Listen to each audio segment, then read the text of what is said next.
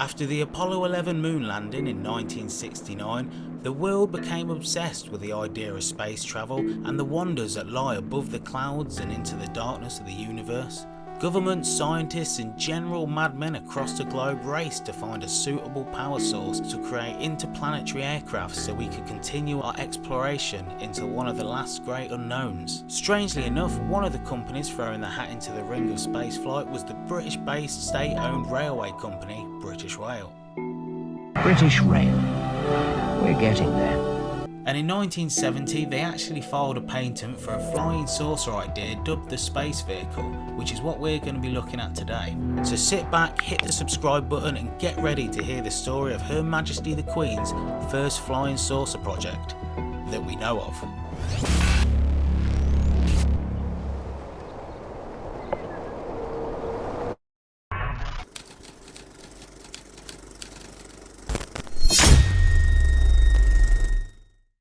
The British Rail Flying Saucer originally started life as a project for a proposed lifting platform designed by Charles Osmond Frederick, who worked for British Rail's Technology Centre in Derby.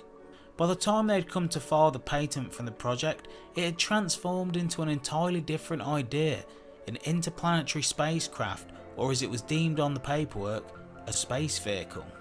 Jensen & Son filed the patent application on the 11th of December 1970. And surprisingly, by the 21st of March 1973, the patent was granted. The flying saucer, according to the patent, would have been an interplanetary large passenger craft which could accommodate around 60 people in the upper central part of the spaceship.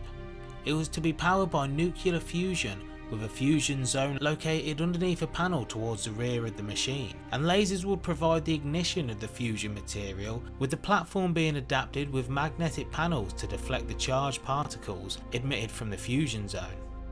To avoid structural vibration, the pulse frequency would apparently have been greater than 1000 Hz, and heavy materials, although it doesn't say what these materials were, would have been used to shield the upper part of the craft where the cargo and passengers were, while cooling tubes would have helped absorb the excess thermal energy.